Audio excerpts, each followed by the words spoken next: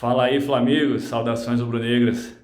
Nesse vídeo de hoje vou trazer alguns temas polêmicos, que envolveram o Flamengo desde o último sábado até essa quarta-feira, começando pela lei do mandante. O que era a lei do mandante? Ano passado, o presidente do Flamengo, Rodolfo Landim, ele encabeçou uma lista de clubes que levaram ao Congresso Nacional, especificamente à Câmara dos Deputados, um projeto que previa a lei do mandante. Essa lei do mandante, o que ela previa? Ela previa que o clube mandante da partida, digamos, Flamengo e São Paulo, o Flamengo é o mandante da partida, ele pode conceder os direitos de imagem dele para a emissora ou para a plataforma que ele bem entender transmitir a partida para ele. Hoje temos contratos vigentes com a TV Globo, tanto dos clubes da Série A quanto dos clubes da Série B. E o que acontece com isso? A Rede Globo tem os direitos de transmissão da partida. Então, a partir dessa lei que foi aprovada pelo Senado no dia de hoje e segue para a sanção presidencial, e aí ela vai se tornar uma lei e ela vai começar a vigorar, ela prevê que o clube mandante da partida, ele venda os direitos de imagem dele, por exemplo, para serem transmitidos no YouTube, através do canal do clube, como o Flá TV, por exemplo, através do Facebook, através de outras emissoras de TV ou através de qualquer plataforma que seja, que transmita a partida televisionada ou pela internet. Então, para mim, isso foi um grande avanço, porque agora o clube já não tem mais, por exemplo, um clube como o América Mineiro, que é um clube pequeno, que é dito pequeno, que é reconhecidamente pequeno. Ele, por exemplo, em vez de ter um contrato com a Globo, que seja um contrato que prevê, por exemplo, 1 milhão em um ano, ele pode vender isso aí, por exemplo, para o Facebook ou para o YouTube, monetizar o canal e em um ano ele fazer 10 milhões, dependendo de quantas visualizações ele tenha, ele faça 20 milhões, 18 milhões e vai ser imensamente mais rentável para ele do que fazer um contrato com a Globo, por exemplo. Essa lei ela também prevê que os contratos que estão em andamento, os contratos que vão, por exemplo, até 2022, até 2024, eles vão continuar vigentes. Então não é porque essa lei ela vai começar a entrar em vigor a partir da data X, por exemplo, que os contratos que a Globo tem com os clubes, eles vão ser interrompidos, não serão interrompidos, vão continuar acontecendo. A maioria dos clubes da Série B tem contrato com a Globo até 2022 e a maioria dos clubes da Série A até 2024, isso do Campeonato Brasileiro. Prosseguindo ainda, eu trouxe até uma cola para falar sobre esse outro tema, Esse primeiro foi a lei do mandante, que foi aprovada pelo Senado e segue para a sanção do presidente, vai virar uma lei, A partir de agora o clube, você vai poder assistir jogos do Flamengo, por exemplo, no YouTube, Vai poder ver jogos do Flamengo no Facebook, em horários alternativos, não aqueles horários pré-estabelecidos pela Rede Globo, 10 horas da noite, por exemplo, o jogo que vai terminar, se tiver prorrogação, vai terminar 1 hora da manhã, no outro dia as pessoas precisam trabalhar, Então, vou seguir para o próximo tema, que foram a fala de alguns comentaristas e narradores esportivos da Rede Globo, ou então da Sport TV, que é atrelada à Rede Globo. Antes disso, eu queria deixar um recado aqui, que se esse vídeo ele tiver muito longo, eu quero lembrar que o YouTube ele tem alguns dispositivos que você pode acelerar o vídeo. Então você pode colocar na velocidade 1,5, na velocidade 1,75 vezes ou 2 vezes e acelerar esse vídeo. Não precisa você ficar agonizando vendo o vídeo de 7, 8, 10, 20 minutos, 30 minutos, perdendo 30 minutos da tua vida vendo um vídeo. Então acelera o vídeo se você achar que ele está muito longo. E esse vídeo ele está um pouco longo porque esses temas são polêmicos e esses temas a gente não pode fazer uma explanação um pouco vaga sobre ele. Então eu trouxe aqui, prosseguindo agora, fala de alguns comentaristas da Rede Globo.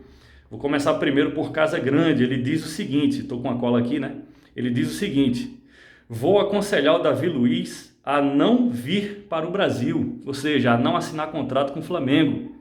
Então você veja como como a Globo ela está começando a querer interferir até mesmo em contratos particulares, contratos privados de um clube com uma pessoa particular, né?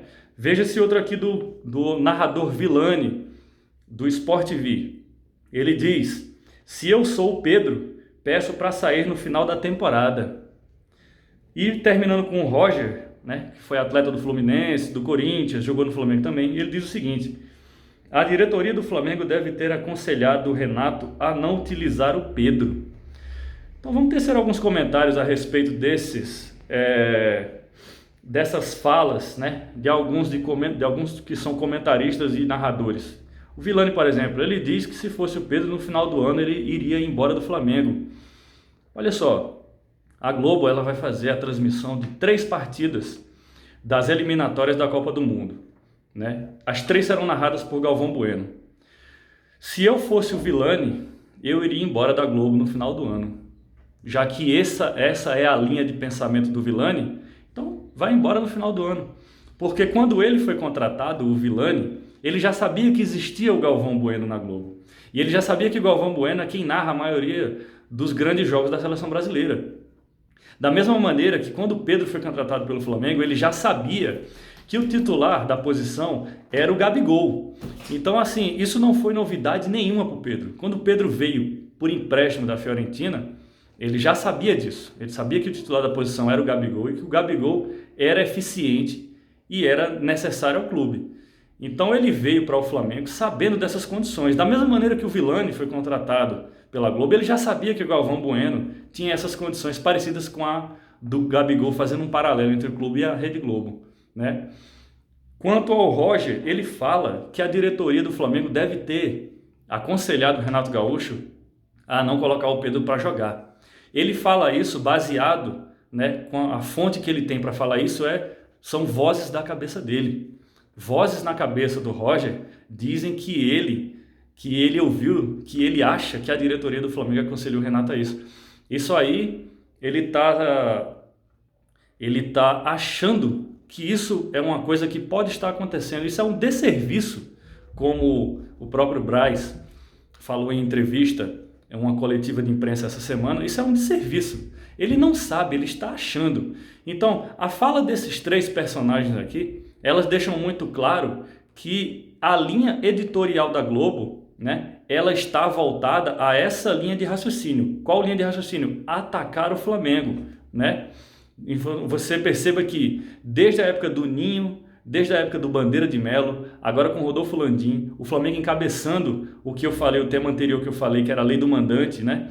O Flamengo encabeçando aquela lei, isso tudo gerou um desgaste com a Globo, né? E a Globo ela está começando a perder audiência em nível nacional, inclusive com o streaming dela, né? Que são as plataformas digitais dela, ela perde audiência justamente por isso. A Globo não está dando mais o fato, ela está dando uma opinião, ela está dando um achismo. O Roger, ele não está te dando um fato, ele não tem com ele uma informação de que a diretoria do Flamengo aconselhou o Renato Gaúcho. Não, ele está achando, e quando ele faz isso, ele está colocando toda a torcida do Flamengo contra a diretoria, por simplesmente dizer que está achando isso, né? Que está achando que isso aconteceu. O Villani dizendo que se fosse o Pedro iria embora. O que eles querem com isso? Eles querem desagradar, colocar a torcida do Flamengo contra a sua diretoria. Por quê? Porque eles não gostam da diretoria do Flamengo, porque ela é uma diretoria liberal, porque ela é uma diretoria que tem uma visão de futuro semelhante à de clubes europeus. Cara, isso só põe a TV Globo em descrédito ainda maior do que ela já está tendo. Aí depois, né, ficam artistas da Globo, ficam personagens da Globo se perguntando por que as pessoas não querem mais assistir aos jornais. É uma linha editorial que já tem, né, pré-formatada ali, uma linha de raciocínio. Eles querem denegrir. É só você perceber que você vai ver que eles querem denegrir a imagem do clube. Então, para encerrar, né, eu não vou mais tecer comentários a respeito disso. Falando muito rapidamente aqui sobre o jogo do Grêmio, o Grêmio está com uma equipe muito desfigurada, né? Da que a gente está acostumado a ver de anos anteriores. Tiveram que vender muitos atletas, mas não podemos esquecer que é o Grêmio que é um clube de tradição, que é tricampeão da Libertadores, campeão brasileiro, multicampeão da Copa do Brasil.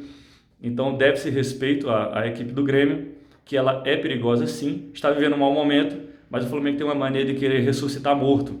Então às vezes aquele jogador que está um ano sem fazer gol, ele vai lá e faz contra o Flamengo. Então é um jogo perigoso, eu vou arriscar um 2-1 para o Flamengo, né? Eu sempre estou fazendo comentários e sempre estou dando palpite antes dos jogos, que é para não dar uma de engenheiro de obra pronta, né? E eu vou me despedir por aqui, porque esse vídeo ficou longo demais, eu não gostaria que ele ficasse tão longo assim, mas os temas eram muito polêmicos e eu tinha muita coisa a falar. Lembrando que você pode ver esse vídeo em várias velocidades, velocidade 1,5, velocidade 1.75 e 2, para esse vídeo acabar ficando um pouco mais curto. Queria agradecer, queria também mandar uma saudação rubro-negra especial hoje para o meu amigo Teixeira, lá de São Paulo, e para o meu amigo Benítez Carvalho, lá do Mato Grosso do Sul. E queria dizer que se você gostou desse vídeo, dá um like nesse vídeo, compartilha com os amigos, né? E se você gostou muito, se inscreva no meu canal. E se você não gostou do vídeo, deixa algum comentário aí embaixo no que pode ser melhorado para esse vídeo ficar com uma qualidade melhor. Agradeço, saudações rubro-negras, valeu Flamigos!